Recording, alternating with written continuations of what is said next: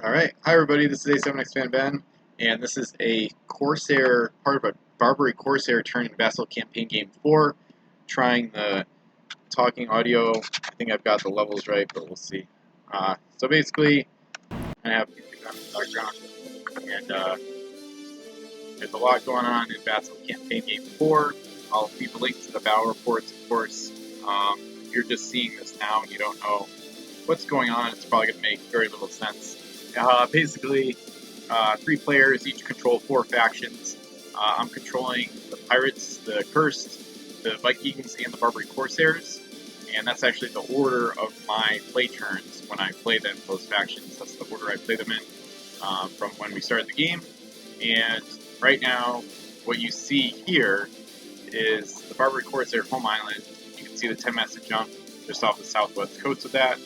And then to the west and northwest is the Pirates, who are right now by far the biggest faction.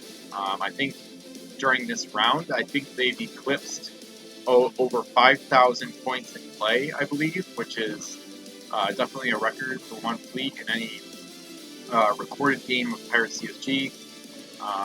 So, a lot going on. Basically, earlier in the game, you may remember a previous battle report, spoilers ahead, but the Corsairs attacked the Pirates with a 4-ship squadron of 4 of their best custom 4-masted galleys. Basically, they attacked. It was successful at first, but then the pirate counterattack was devastating, and they lost the whole squadron. So, even though the Pirates are the favorite to win, the Corsairs want to make some things happen, as you'll see now. So I'm just starting the Corsair turn, so I'm just going to get right into it. Kira Din for the Admiral's action. So if he gets a 6, you can give any ship in the Corsair fleet 2 actions this turn. And there's a reroll on that ship. Crested Moon has reroll built in. So they didn't get either roll, so no AA this turn, which is fine. And now it's going to get more complicated. So I've kind of thought about this turn a little bit, but I haven't planned out all the moves. So there's probably going to be some decision making in real time here, and there's also lag because the game is so big. This turn, I believe, this very round that I'm finishing up with this Corsair turn, I believe the game has now become the biggest game ever played in Pirate CSG history by total points in play, at least for recorded games. I believe it has now eclipsed the 9,078 point record from Command the Oceans, the campaign game, physical campaign game I played in fall 2017. So, and not only that, but what that also means is this game is soon going to hit 5 digits. It's soon going to get to 10,000 total points, which is just a staggering number. When you think about 1v1 competitive, 80 points total, we're going to hit 10,000. So, just unbelievable. Alright, so there's also, you can use any custom game pieces in this game. Basically, if they're too overpowered or broken or whatever, the other players can speak up and vote. There's 3 of us, so there's no tied votes, which is nice. And then they can be altered or banned or whatever changes have to be made. We can argue over that, things like that. But anyway, so basically any custom game pieces at all are legal. So right now I'm moving the Sea Tiger, which is a custom 2-masted sub, I think from Bloody Riz. I think Riz made this one, but anyway. There's so many customs in play, I can't always keep track of everything. So, and I have like a massive spreadsheet, or not massive, but I have a pretty big spreadsheet to keep track of all my fleets, and the ships, the crew on them, the abilities they have, things like that. So I'm going to consult with that some this turn as well. So the Sea Tiger, and this will give you a good look at some of the Corsair ships. Pirates and the Cursed are my biggest fleets, and really exciting to control right now. But anyway, so the Sea Tiger. Oh, and the other thing is the Corsairs have a face-down crew, so they're going to have to reveal some of them right now, because they are on the attack. They are on the hunt, and they are not finished with the Pirates, and not even close, actually. So this may look like a really foolish decision, but not without some thought going into it. And really just a continuation. Of course, there's already attacked the Pirates, so This is just another attack. Well, it's, as you'll soon see, it's not just any other attack, but they'll come into play once I start revealing crew and abilities and combos and whatnot. So the pirate fleet is just sickening. So I don't know, the counter attack, especially long term by the pirates, may be really too much for the Corsairs to handle. But anyway, let's see what happens. So the Sea Tiger has moved SSS to get within range of these ships. Probably gonna have to zoom in. And yeah, there is considerable lag in the module right now, which is one of the reasons I'm going to get a computer upgrade before too long, probably in 2021. It's being reported on July 30th, 2021, just for reference. But anyway, so the Osiris is this 4-masted galley I've highlighted. She was actually captured from the Corsairs by the pirates during that relatively short skirmish they had, that initial battle between these two factions. Flying Dutchman is here as well. That's the 300 version, so only the 11-point version. So yeah, I'm already gonna have to look at crew, because I can't remember if the Osiris has like a Corsair canceller on her or not. So I have to look at the crew over here. I don't think I have all the pirate, especially some of the older ones. I don't have all the pirate friendships and whatnot in there. Part of the spreadsheet. I have most of them. So let's see what crew the Osiris has. So she's got oarsman, helmsman. I know this isn't showing up on the video, but anyway. Langarlia, who has reroll. Also custom crew with Damien and Rustelos, SAT, North's first hit. Right Damos has captain and eternal. So, no canceller. That's exciting. Beautiful. Okay. So you might be wondering why I said the Tiger's Sea Tiger is coming within range. And now you'll see why. Let's see what we got. Yeah, I might even get a desktop computer in case the laptop isn't good enough to handle the game's lag. But here we go. Here come the Corsairs. They've been waiting to do this for months, really like a year, like a calendar year, because they've been planning this attack since sometime in 2020. I haven't played the Corsair since the last turn, which was my last Corsair turn was like October 2020. This is probably the longest that it's taken to play a whole round for a variety of reasons. But anyway, so you can see they revealed a couple crew, and they're both Marines. So Ulush Ali from Barbary Coast, and then Malakeh is a 7-point Marine, one of the custom ones. So Marines shoot independently of the ship, which is crazy on submarines because it means that they can shoot while the submarine is submerged. So that's exactly what's happening here. Once I get the range measurement just to make sure it's in range, which clearly it is. So this is where things are going to get pretty wild. So time to begin the attack.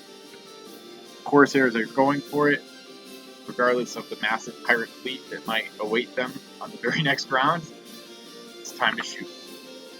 So Ulush Ali hits, and then Malakeh also shooting the submerged sub. So they miss. So now the Osiris has a hit on her. So we have a house rule. There's a ton of house rules. Maybe not a ton, but there's plenty of house rules. So one of the main ones is 2 hits per mast. So it takes 2 hits overall. They don't have to be from the same shoot action, but 2 hits overall to eliminate one of another ship's masts. So, and you can find the rules for the game in the original post, which I'll post a link to as well, of course. So, yeah. And then, so normally, since it has a hit on her, but not a mast eliminated, I would place a pennant on the ship using the controls to place like a pennant flag, or I would place a token at the stern of the ship. But since their attack just started, so I'm just gonna leave it and just remember that she has a hit on her. Especially because I think I might get in range with the very next ship. I think they're gonna use the Nubian Prince next. I think. I really got to think about this. So, the length of this video is really going to put into perspective some of the strategy that goes into campaign games, especially campaign game combat. So this one massive galley here is the Majestic, which is a cheerleader. Friendly ships with an S of the ship get +1 other cannon rolls. So ideally you would maneuver that ship while still behind the safety of friendly lines or friendly gunships. You would maneuver her towards where the gunships are going to be, but I don't think right this second that's going to work. There's too many ships blocking her. But anyway, I'll probably get into that more in a later video. And I know I've already made a post on Pirates event about cheerleaders and how they can actually be really, really effective in games like this, these huge battles. So this one won't be huge, at least not right away, but I'm feeling it could escalate. So Corsairs are definitely pretty brash, or maybe rash, I guess. Definitely brave going after the pirates here. So Nubian Prince is the next ship, and I'm sure she has some face down crew. I'm looking at my spreadsheet right now just to see what crew she has. Oh, this is going to be fun. This is going to be fun for the Corsairs, not for the pirates. And this is some revenge. This is some irony here, because the Osiris was the Corsair flagship where the pirates captured her, and the Nubian Prince is kind of like a original flagship for the Corsairs, because she's 001, the first ship from Barbary Coast, and one of their better ships overall. Not necessarily their best formats of galley, but one of their a pretty good ship for them. It's not bad. So she has helmsman already face up. I'm gonna take a look at some of this stuff, and then this is the one that she can play. So Ottoman Bombard. Okay. It's face up. It says assign Ottoman Bombard to one of the ship's cannons during setup. Whenever that cannon successfully hits on a shoot action, you may eliminate 3 of the target's masts or pieces, segments, or flags. So it's assigned to the bow cannon, which is a 2L. Ottoman Bombard is a custom equipment from the Grandmaster's Back to War custom set, which you can find in the customs database, which I'll leave a link to as well. And more importantly, the Nubian Prince needs to reveal how she's even going to move and shoot. Because of course they're trying to be as secretive as possible. They don't want pirates to know in advance. So basically the pirates have already made it pretty clear. I already talked about it in the Metal Report. The pirates basically have like a global surveillance network, or GSN or whatever. It's like a global spy network where they have, I think, at least 5 abilities that allow you to look at face-down cargo or coins on wild islands and ships. So I think they can look at, I want to say, around 5 coins on enemy ships per turn, something like that, somewhere around there, or at least 3 minimum. So they, before the hidden trove stuff started getting crazy, and of course were able to launch the conglomerate stuff, for a little while, the pirates knew like every single face down crew and coin in play. I'm pretty sure they knew all of them, and I've recorded like locations of all of them and spreadsheets, stuff like that. That's actually how the pirates originally got started with the Nemo's Plans Roots of Thor combo. Is they spied a long time ago, probably 2019 maybe. They spied Roots of Thor and Nemo's plans on the Noble Swan from the Jade Rebellion fleet, and then almost immediately I got to work capturing that ship. They sent like a super fast ship after her, a couple, and I took her, and then the pirates had that crazy combo, and then of course once you bring in the arcane, it starts getting crazy. You guarantee yourself a new UT from outside the game every single turn, which long term that allows you to bring in more copies of Thor and Nemo's Plans, which allows you to guarantee more arcane rolls to work via copiers and whatnot, and Nuva. So anyway, alright, let's get back to business here. So Nubian Prince has Isra aboard, who is a captain and world hater. He is from he's from Epic Seeds. He's from my Epic Seeds custom fantasy set. A decent amount of these Corsair customs are from there, but there's a variety though. There's some from Pirates of the Caribbean Sea, some from Back to War, stuff like that. So anyway, so yeah, I would like to do more of these talking style or talking with music style campaign game reports. One of the biggest reasons is because they don't always come out well. The audio is tough. The stuff is audio perfect, but it's really good enough to put on YouTube and whatnot. And in addition, a lot of times I just have more fun when I'm just thinking to myself. Like music is like pretty loud, and I'm like going crazy with some huge attack. So sometimes like talking it out like takes me out of the epicness. It actually makes it like slightly less epic, I guess. But I'm enjoying this so far. So hopefully it'll continue throughout the whole attack here, which is like barely getting on stage. It's only the second ship that they're moving. So, and it's the Nubian Prince, as I've said. So Israel also has World Hater. So that 2L at the bow, the Ottoman Bombard is assigned to, is essentially a 1L cannon. Effectively, that's not what it really is, but twos become 3s with World Hater. So it has a similar effect, decreasing the rank, even though that's not what the ability actually does. So anyway, so I'm going to shoot right away with the Ottoman Bombard. So the Osiris already has a hit on her, so the next hit will eliminate a mast. But the Ottoman Bombard that's used by this 2L cannon at the bow of the Nubian Prince, if that hits, it eliminates 3 masts. So if this hits, this is 3 masts off the Osiris, which is a 4-masted ship. So this is a pretty big roll right here. Which normally it would take 6 hits to eliminate those 3 masts. Here it might only take 2. So for abilities like the Ottoman Bombard, which is really rare, it can only be used on Barbary Corsair ships. I just found it like recently, like last couple of rounds ago, because of the database. But basically, if like you have the Endeavor, 2 masts eliminated per hit, that works with the 2 hits per mast ability, kind of like it does with the Chorus Auto. So if you have like double damage abilities, and especially what's really important here is like Firepot Specialists, they would be too powerful if they just cut through all the defense abilities. So to get those like extra damage type abilities, you have to use them on hits that actually eliminate masts. So let's say a ship has 4 cannons and a Firepot Specialist. She shoots another ship. The first cannon hits, the second misses, and then the third one, since that ship already has a hit on her, the third one you might use, well, I guess the second one, you would use like Firepot Specialist on. Let's say the second one, say you have like reroll or something, so you reroll the second one while like a Firepot Specialist. Then, since that hit would eliminate a mast anyway, then you can replace it with Fire Mast. But if you use the Firepot Specialist on the first hit that a ship receives, that doesn't create a Fire Mast. It just counts as like a partial hit. So anyways, that's how we're playing.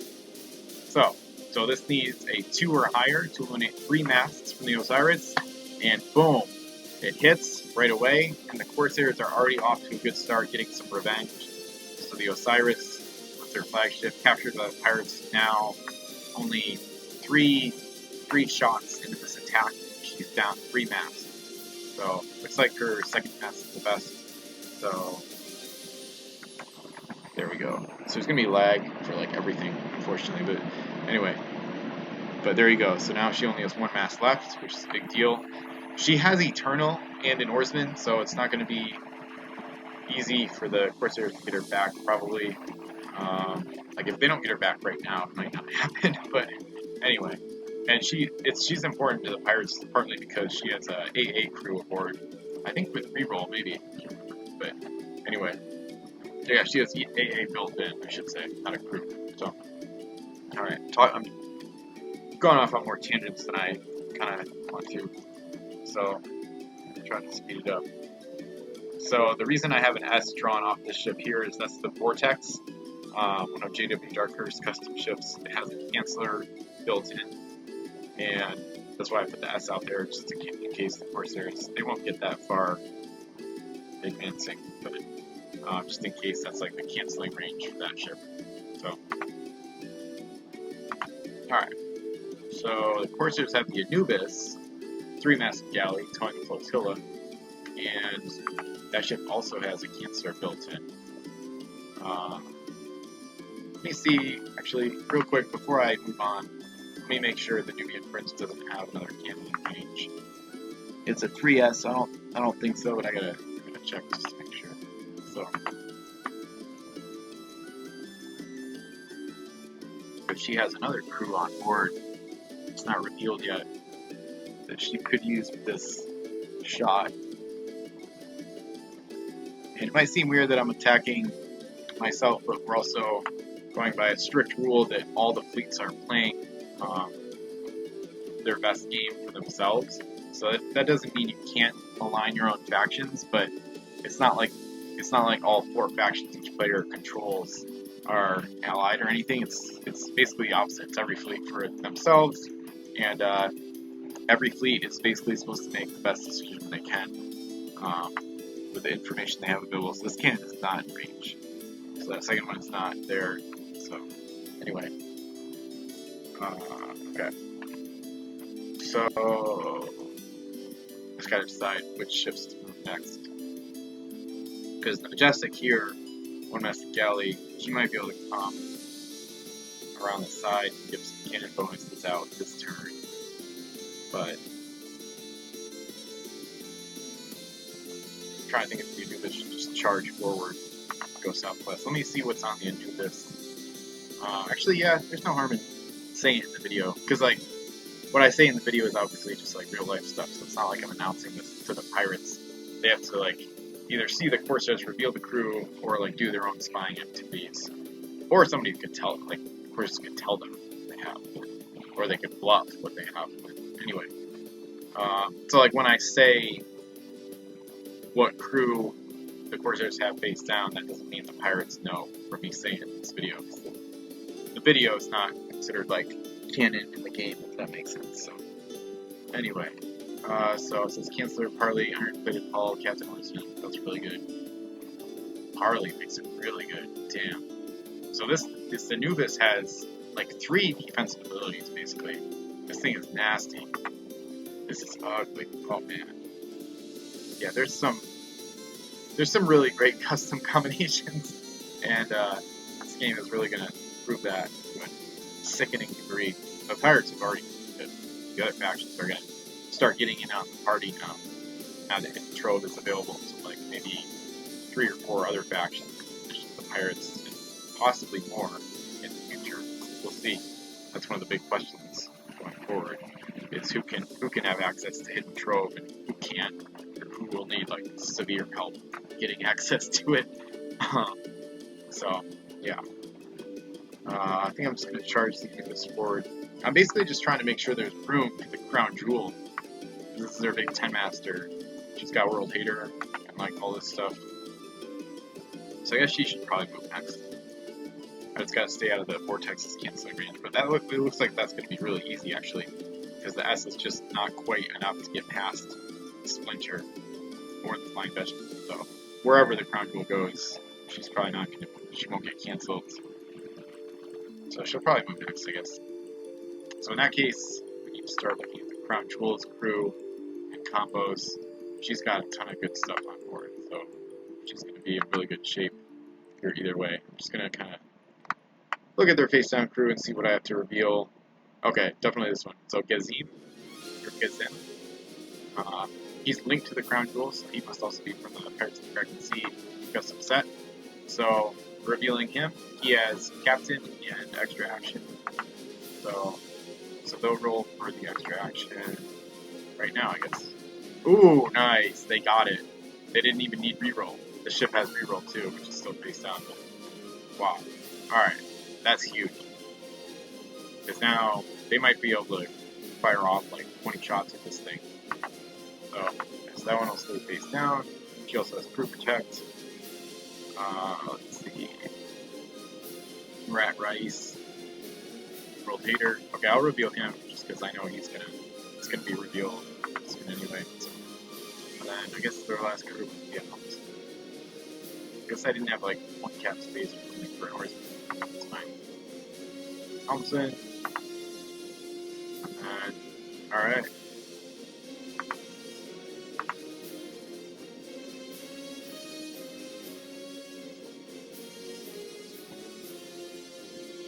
Huh. Since this thing has 9 cargo to start.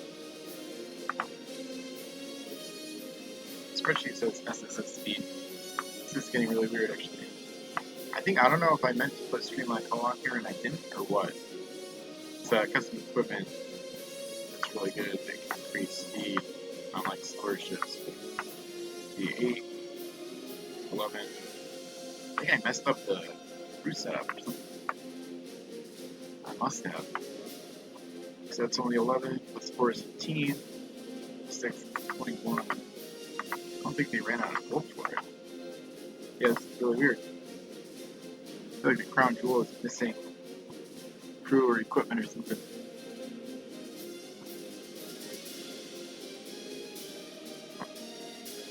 Just make sure there's not like underneath the deck plate. It's like impossible.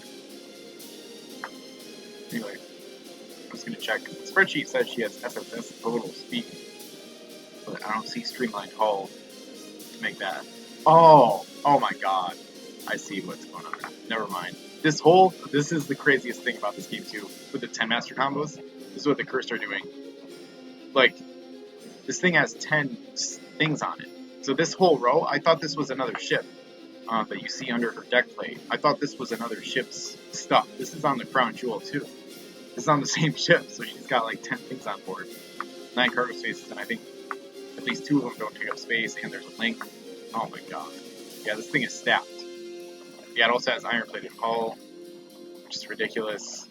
Place this equipment face up during setup. This equipment cannot be eliminated or canceled unless the ship sinks. Whenever the ship is hit, roll a d6. On a 5 or 6, the ship ignores that hit. So, really good custom equipment. It's 8 points, so that's good. It's not like cheap, but custom equipment from Back to War, the Grandmaster. She also has an oarsman. She has a chain shot, stink pot shot, and streamlined hull. So yeah, streamlined hull. Equipment takes up on cargo space. This is a 3-point equipment. It's 2 in the set actually, but we made it 3 for this game. So it's really good. And gold is here to come by, of course. If this ship has a printed base move of only L, it is SSS instead. So.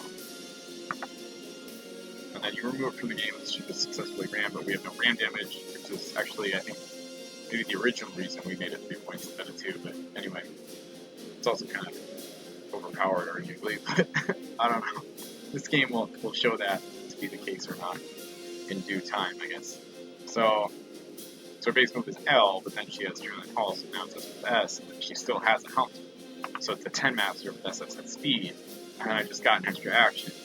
So you can see, you can quickly see how ridiculous it's in her break. So I think I'm not really going to rotate actually. We'll first see how it goes. Whoa, yeah, so that was the opposite of what I wanted. I think I'm just going to surge forward. Just going to surge forward and then go southeast to position herself to present a maximum broadside to the Flying Dutchman and Splinter, which are basically the 2 pirate ships the pirates assigned to kind of block the rest of their squadron right here, which has a name, but I'm not going to say it yet. It's a secret name, at least for now. Probably won't be a secret name past the next like couple rounds, but this is where it gets super awkward, and I'm going to have to I might change the perfection actually. Basically, it's going to look like I'm cheating or doing something really weird, but basically the 10 master overlap in Vassal doesn't really work. And like the way Vassal movement system works, it's not like based on real life. Or it's not that. It's like in the module you rotate the ships on the bow so that their stern like flings way out, which doesn't happen in real life, so it's like it's confusing. Of course you still can't have overlap with the 10 master, so or like that wouldn't be able to have some overlap at the end of a move segment. Like this ship doesn't have ghost ship, so still gotta be careful. But and this is like sort of how we usually move 10 masters in Vassal, because it's like impossible to move them. Like I don't know, it just doesn't really make sense. It's kind of like it kind of breaks breaks your sense of reality sometimes. And also, this the other issue is my fault, but you can see when it rotates on the bow right now. Hopefully, you can see that it's rotating on the center of the bow, which when you actually measure movement on ships, of course, it's supposed to come from the side. So it's supposed to be from where either one of the hull pieces, the sides of the ship, touch the water. So because of that, I'm actually going to move it slightly to the right here. So it would be more, it wouldn't rotate in the first place, but it would be measured from, like, let's say the port bow, where the port hull piece bow area touches the water. So like right there. And then she has the final S signal. So, alright. So, that's good enough. Holy crap. That was lag. I think that lagged like 4 or 5 seconds maybe. Or whatever that was.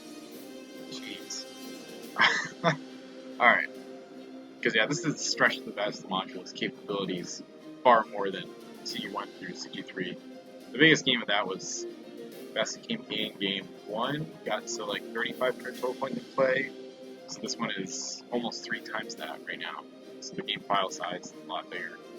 There's too many pieces in the file, the game file, sort of. But Derek said he doesn't have lag anymore with the desktop, so that's a really great sign. So, anyway, I'll get a computer upgrade eventually. So, Crown Jewel, they've already revealed the captain, the EA, the extra action. We've revealed the World Hater. Just trying to see if there's other big things to reveal right now. Because the Corsairs want to make the pirates work, basically, to reveal their face down stuff. So even though they have to reveal a lot this turn as the attack starts, they want to keep as much as possible face down. So they have 2 shoddy equipment. They have Stink Pot and Change Pot. I don't know. I don't think they're going to need or want either of those right now. So she's probably just going to shoot regular missiles. So I think I'll go stern to bow and start by shooting at the splinter. And the Crown Jewel has 3 Ls at the back. I think I'm just going to be in range in general, but I'll just measure. I'll measure like at least 1 cannon. Probably, yeah, that might be enough. We'll see. So one little tip, sometimes, especially with the lagging games, you can create a SRL segment from a ship that's facing in the direction you want the cannon to shoot, and then you just drag it, rather than that way you don't have to rotate the SRL segment. But that cannon's clearly in range. I might do one more, because she has her 8th cannon, her 3rd from the stern is in S range, so I'm just gonna measure before I start shooting. Start the attack. The 10 master attack. Yeah, it's pretty. This one looks to be in range. Yeah, that one's clearly in range as well. So stern to bow, shooting at the splinter with the Crown Jewel. She has World Hater for +1 to cannon rolls. So stern to bow, the 4 Ls first. And remember, 2 hits on a mast, so I needed 4s there. So she missed both of those. Alright, so with World Hater, basically there's like 4 rank 1 cannons next. Or rank 2, but then with World Hater, they only need 2s to hit. So, still going stern to bow.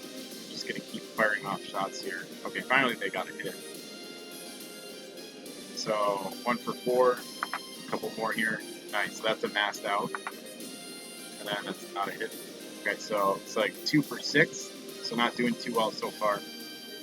Against the splinter, 2 for 6. I'm trying to think if I want to cancel the crew. Think about a shot if it hit. Well, I have another action, so I don't want to reveal that right. Yeah, I should just keep blasting away, I think. And then maybe the Anubis. Ooh, this is interesting. Oh yeah, I think I know what I'm gonna do. Yeah, this is getting really interesting already. Because basically, I don't have to take the second action with the Crown Jewel right now. I can do it after I move their other ships.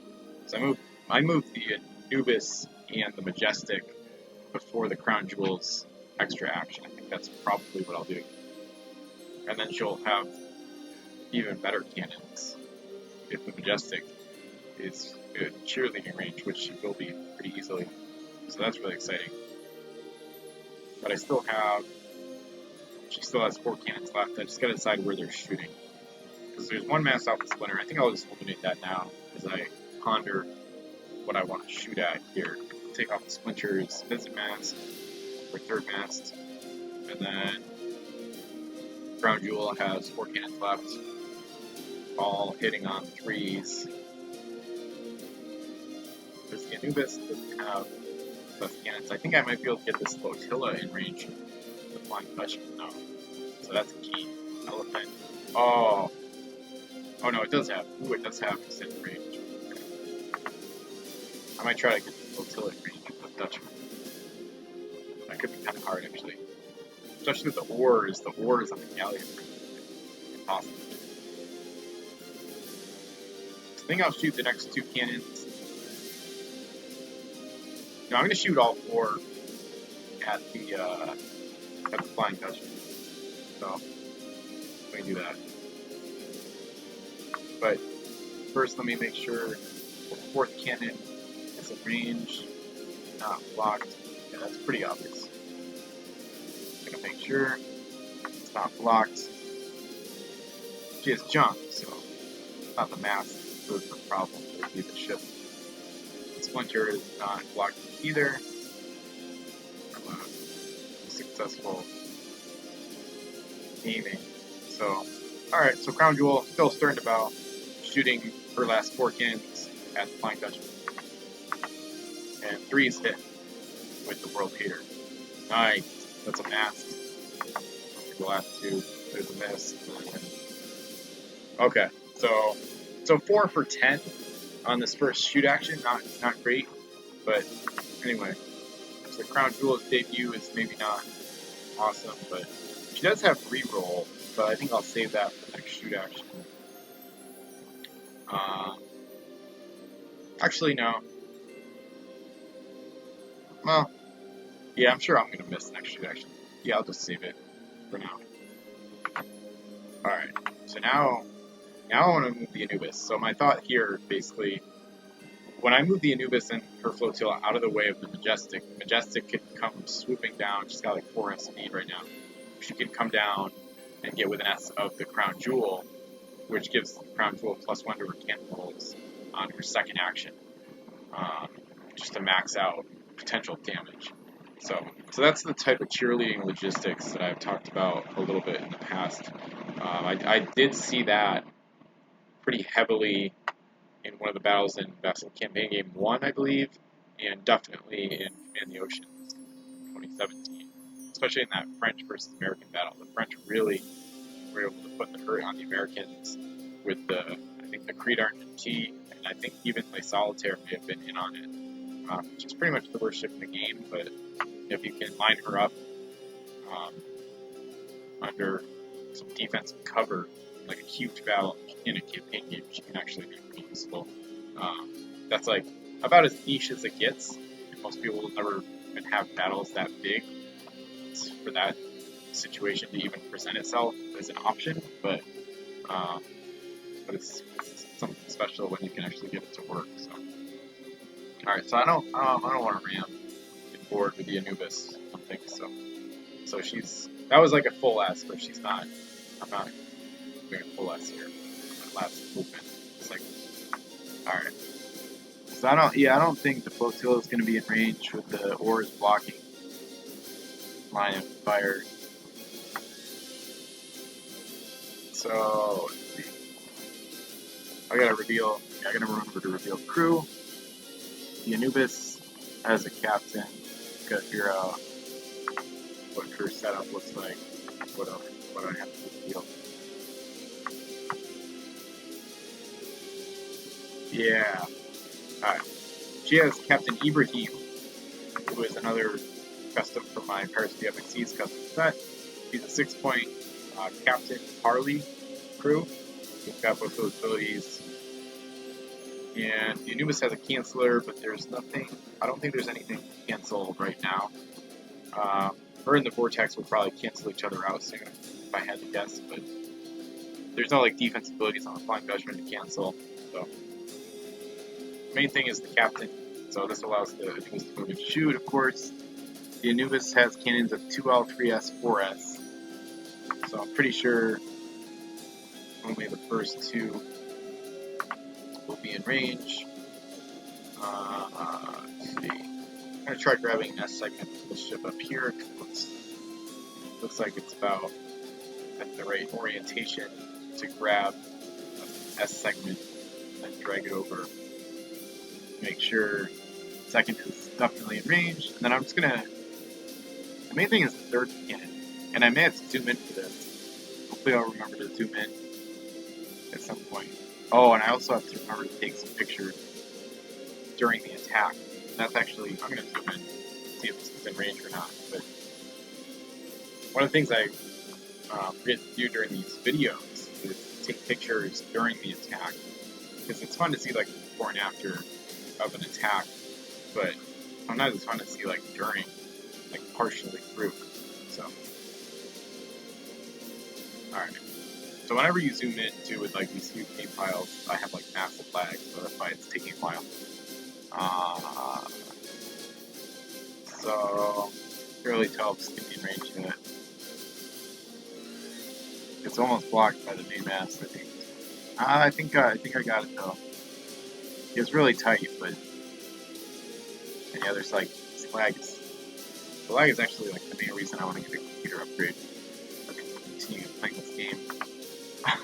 Basically, and other reasons, but mainly that. So it looks like I think the third mast is in range. It's not blocked by the main mast. It's barely there, but it's in. That's good. And the flotilla might actually be able to shoot. This might take a while because the flotilla might be in range too. So all three cannons on the Anubis in range. The Flying Dutchman, 2L, 3S, 4S. It's going to shoot like that, about astern. No bonuses from World Hater or anything.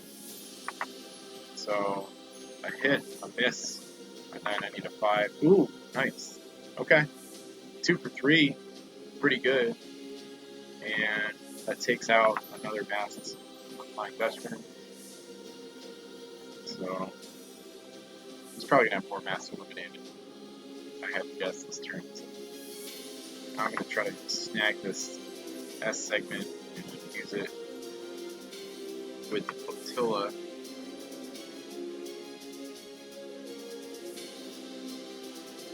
The flotilla had some weird stuff going on.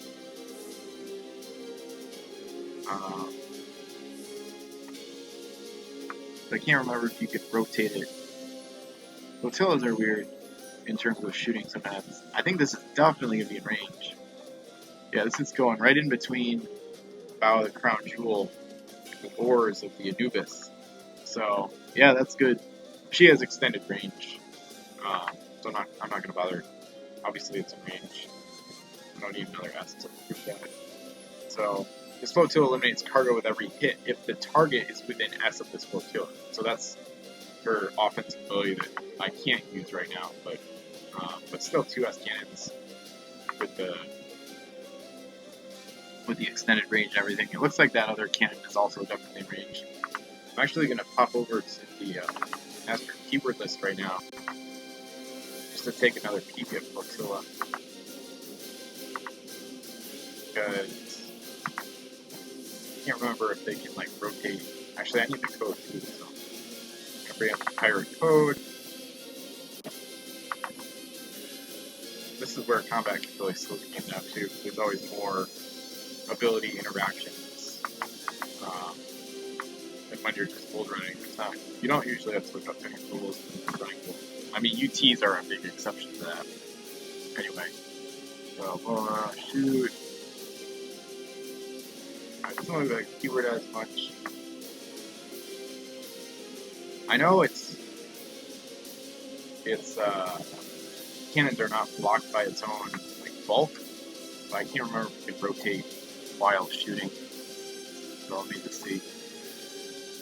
Okay, it looks like no. Pirate code says a flotilla may be rotated to any facing when the towing ship moves, but it cannot move or rotate on its own. So, the line of fire for a flotilla's cannon is not blocked by its own hull or flag. So basically those bottom two cannons are in range, but the other two are not, because they're going to be blocked. Unless, yeah, I think so. I'm just going to shoot with the first two at the Flying Dutchman and just get that out of the way, and then I'll continue from there. So one of them hits. I don't know if I'm going to remember that, so I'm just going to put a pennant on the Flying Dutchman. Sometimes you might see pictures of ships that have pennants in CG4. It's hard to even see that, but there's a little pennant on the main maps. But if there's a pennant on a ship in CG4 that hasn't been in combat or like is just like sailing around, it usually, for my fleets, that usually means it's like a flagship. Like the Storm Cloud in the pirate fleet, I think has a pennant on her because she's like one of the pirate flagships. And like for the Curse, it would be like the Chimeratron Legacy. So anyway, let's see. I kind of doubt it, but let's just make sure that these other cannons are not in range of the Osiris, because they can shoot over submerged submarine. And there's a slight chance that at least one of them is in range. I don't really think so, though. It's gonna be pretty tight. See what happens here. That's probably the best angle. Yeah, no, it's not quite there. That's fine. Alright, we're gonna delete these segments. Clutter the area. Yeah, this would probably take like 20 or 30% less time if there wasn't so much lag. Cool. Alright, so flotilla hit once, so it's not bad. And now it's pretty much time for the Majestic to come into play here, which is fun. I like the cheerleader ships so they can actually be pretty decent in campaign games. So let me see what crew she's got. Cheerleader, signal flag, almost so hard. I don't know if I have to reveal any of those. Or, well, it would just be... It would only be revealing helms. They want to save the signal flag for a later turn. Now, this is the other thing in campaign games. I gotta actually find the ship's deck plate in the deck plate area, which for a fleet as big as the Pirates can take a while. Especially if the text so small. I think it's this one. It's like slightly off the map, so I gotta bring it down to make sure it's the right one. Yep, yeah, that's it. Oh, she already revealed them. Looks like, yeah, that makes sense. We should probably move 4S to like maneuver a lot faster. So, alright. So the Majestic has 4S total speed, so she can basically maneuver wherever she wants. So I just basically want to get her with an S of the crown jewels, and the crown jewel can get the +1 bonus for cannons, the extra bonus. And then it's also going to get close to the Anubis company. Partly because I really want to protect the Majestic. I don't think that's going to be very possible. This pirate counterattack next round might be like legendary. I don't know. I mean, maybe not compared to what they'll do long term in this game, but pirates are not. They're not likely to be too happy about this. So, alright, got 1 S left. She's gonna like really sneak up in there, I think. Yeah, that looks okay. Alright, and that's pretty much all she's there for. So I think they have a few other gunships here towards their home island, but I don't think they're going to be in play. Actually, maybe I'll move this one. So I just don't want the video to be any longer than it needs to be. So if a ship's not in combat, I'm not going to have it on video. At least not likely.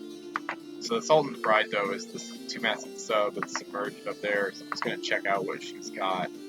She has cheerleader for a crew.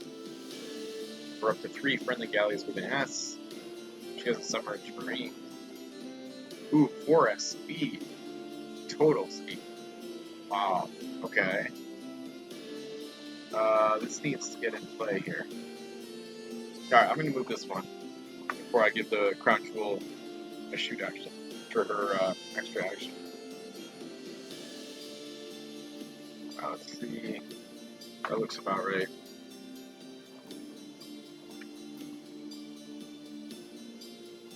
So this is the other custom 2-segment submarine that the Corsairs have. And I guess she's probably not going to get in range, actually. I thought her marine might be able to get within range of the Osiris, but it doesn't look like it'll even be that close. So even with 4S speed, she's not going to be able to get right into the thick of it yet. But this is it's a pretty impressive Corsair force, considering how few game pieces they got from WizKids, only stuff from Barbary Coast, and most of that not combat based at all. So they have to like rely on customs for some of the bigger battles that are going to come up in CG4 like this one, and just for combat in general, especially because they barely got any name crew from WizKids anyway. So they've got a decent amount of customs, more than the Vikings. Vikings really lack for them, but so. Anyway, we did make a custom rule where if their ships are captured, they can relaunch them, even though they're still in play. But they could, like, relaunch the Osiris, I think, even though the pirates captured. Just because, like, if that wasn't the case, minor factions would be kind of doomed in a lot of ways.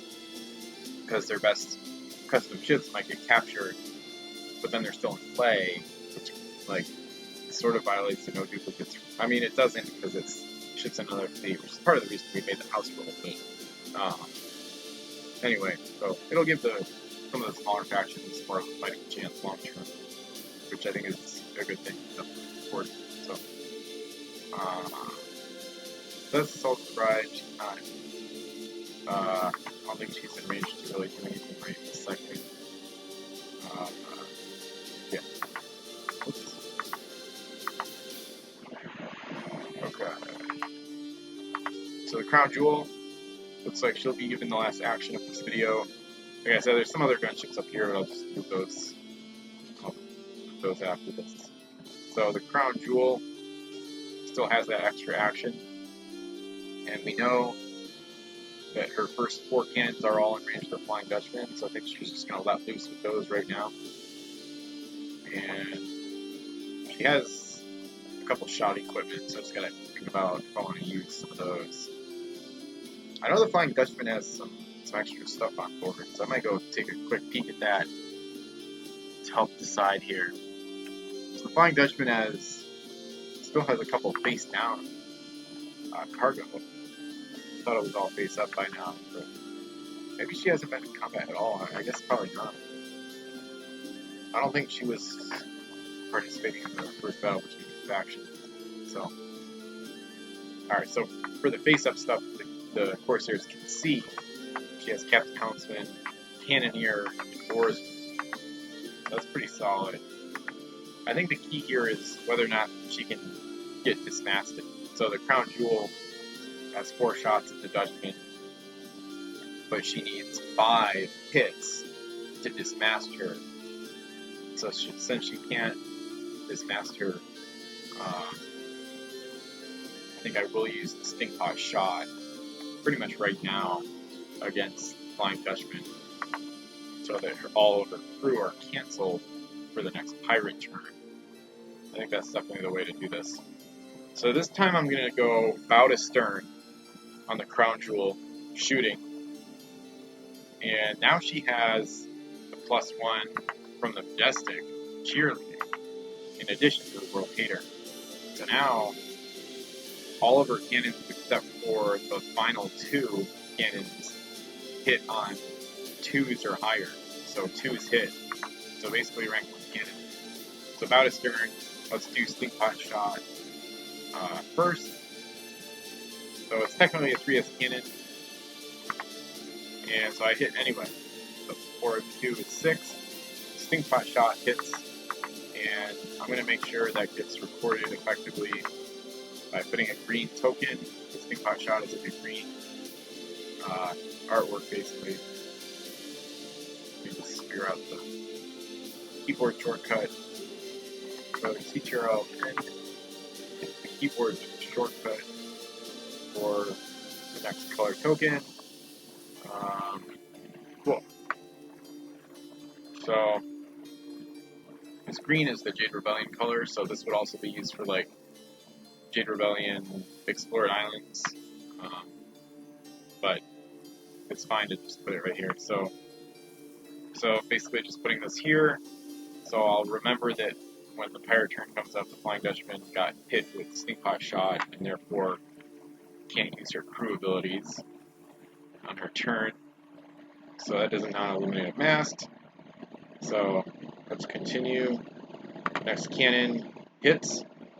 So it's a 3S cannon, but with the 2 bonuses, it becomes a 4.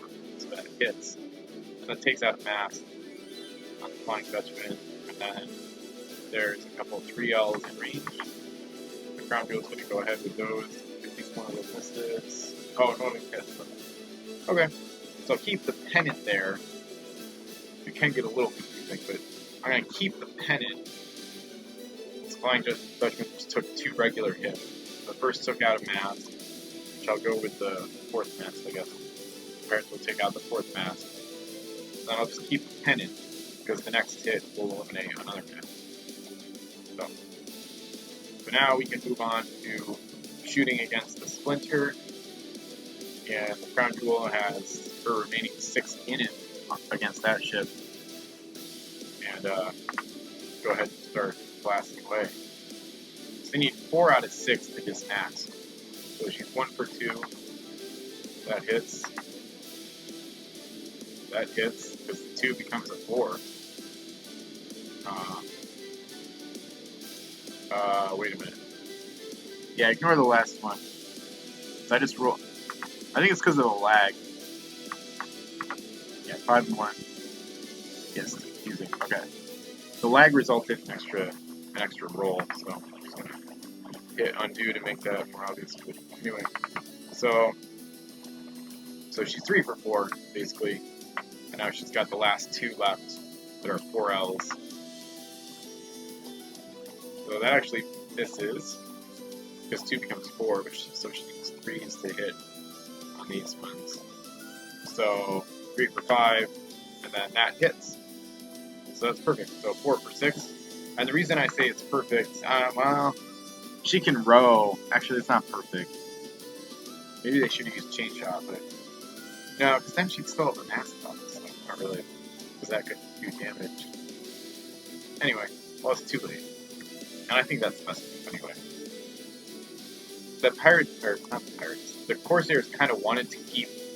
They definitely didn't want to leave the Flying Dutchman mast up. Kept knowing she still had 2 up, but with all these shots they had of him. But they basically didn't want to sink the Splinter or the Flying Dutchman, because that would just make it easier for these fresh pirate gunships to swarm the Corsairs. So they weren't going to sink either of them on purpose. Of course, the Splinter has a helmsman and the galley keeper, so she can just row out of the way at SSS, but that's going to be kind of funky. Galleys are pretty wide, and SSS is not very fast. She's still probably going to get in the way of some of these pirate ships as she attempts to get out of the way. So that's exactly, it's funny, that's what's happening with this ship here, which is, I think, the Giza. I'll look it up, but it's one of those ships, yeah, it's the Giza. One of the Corsair ships that was captured by the pirates. She's been mastless for a while now, since like the battle, I think. And she's just been trying to like get out of the way of all these crazy pirate launches. With Hidden Patrol, the pirates have so many ships launching, I'm sure they have like a ton of ships always coming into play at their exile military port. So, anyway, that pretty much finishes up the Corsair attack, I think. So I'm gonna, I guess it wasn't a good enough attack to take pictures of like during the attack. So I'm just gonna zoom in, take a picture, or like a screenshot here, get a picture of the action. So total damage done looks like 9 masts eliminated, 3 per ship. Osiris, Flying Dutchman, and Splinter all lost 3 masts apiece. So no ships sunk, obviously, but pretty successful overall. Crown Jewel is a little disappointing, especially their first shoot action, but overall, still a successful attack. And then they're going to have some of these ships they're going to sail with them, back them up soon. So And not only that, but the Corsairs, with the recent resource change, the spices and food that the Corsairs have been stockpiling for a while because they weren't valuable, this last round of saw a new resource change, so with new resource values. So what the Corsairs have became a lot more valuable. So even if they don't get hidden trove, which I still haven't rolled for, I think I'll do that. I'll do that after I take this picture, so I can get that on the video too. Even if they don't get the hidden trove, they can launch with the gold they use from cashing the resources. So that'll be good. Alright, so I'll grab a quick picture there. Zoom back out a couple times here.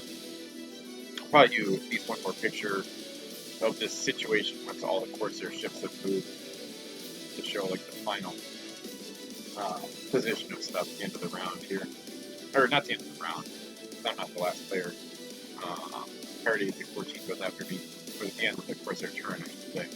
So the Nephila is a custom Corsair galley with a copier ability, and she has a lot of good stuff for her. She's got like 3 abilities that help her get arcane rolls. One of them is Gilded Figurehead, which is a custom equipment by Wolf, actually.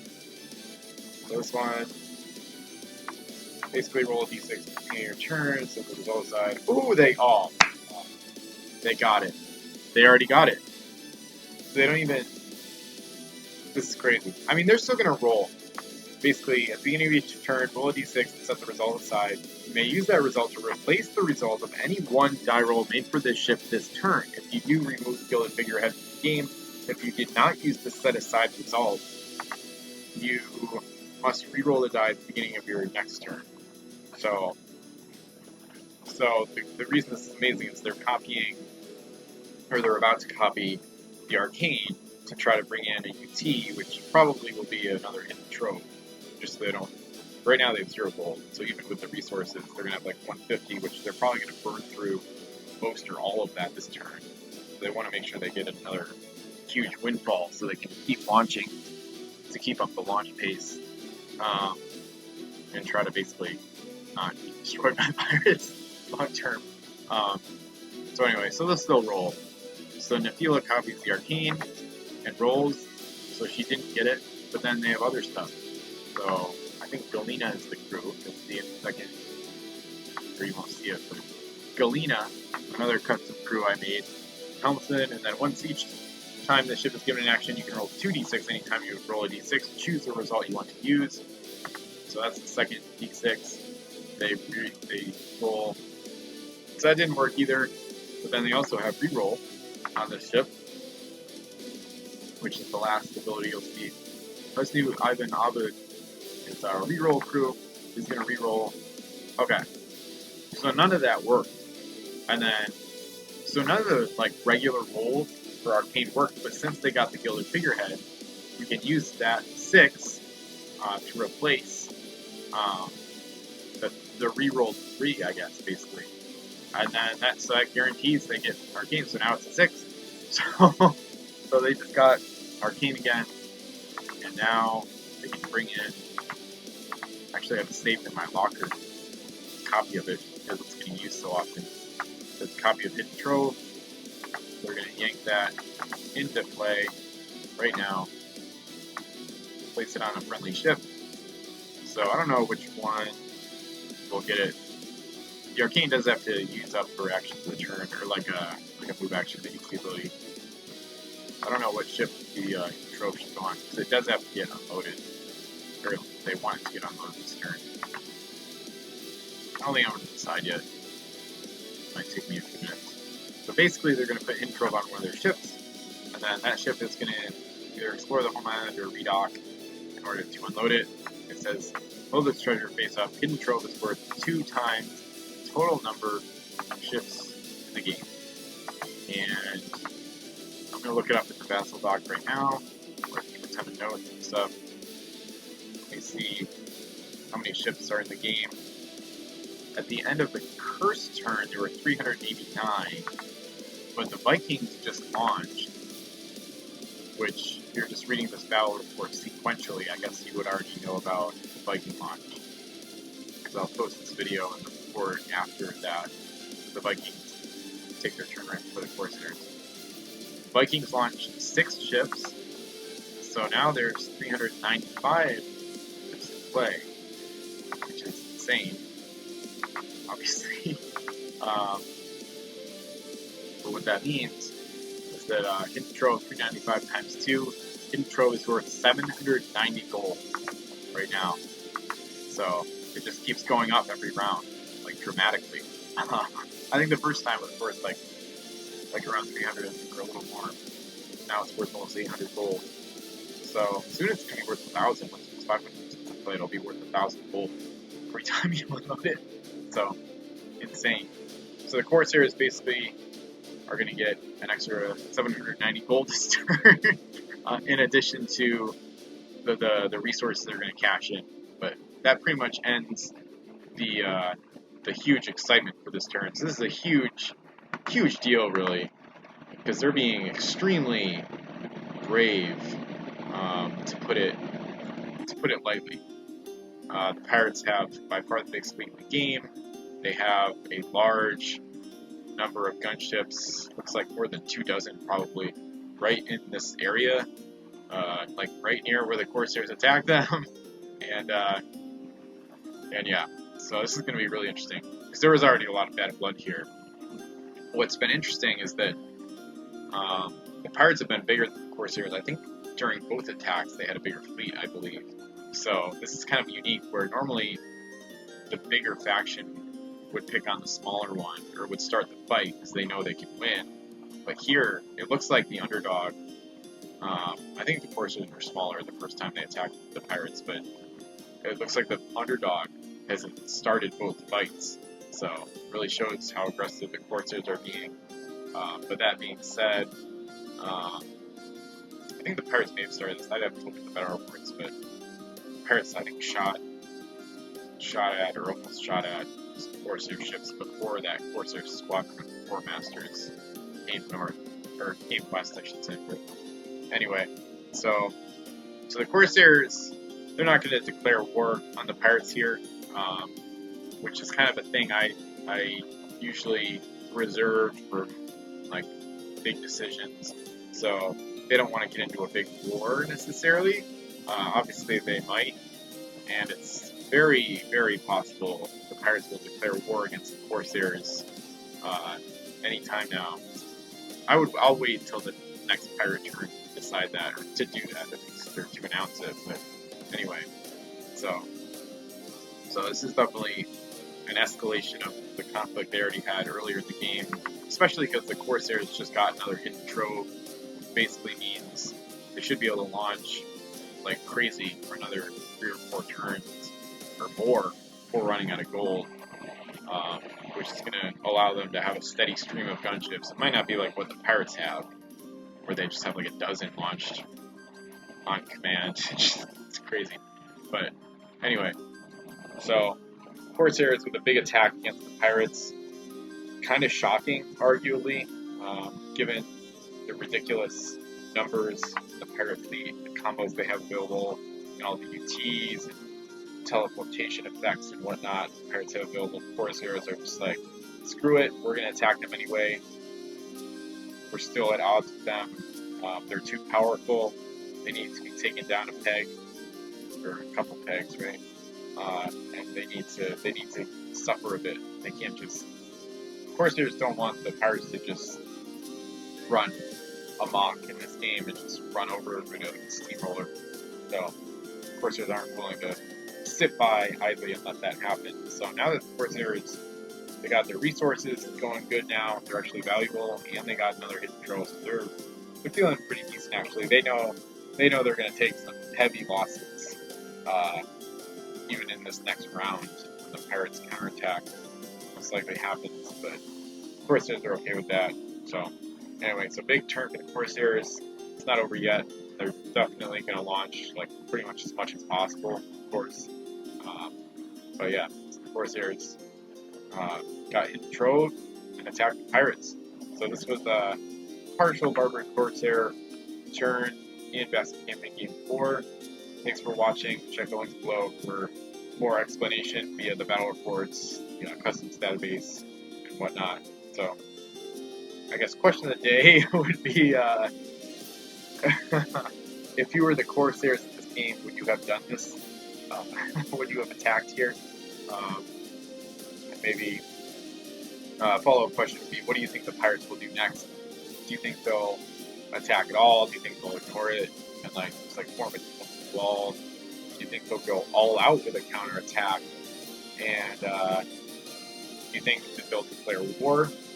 And do you think they'll try to wipe the Barbary Corsairs off the map and eliminate them from the game as a severe form of revenge for this attack? So, curious to know what you think. Highly recommend reading all the Basel Campaign Game 4 reports to understand it all, but obviously that's going to take a while because there's a lot to digest. So, anyway, this is my favorite form of playing the game. Campaign games are just epic and super amazing and allow you to do things that you can't even really attempt in a regular game. So, this is my domain, or my favorite realm of all this. So, thanks for watching, and see you in the next video.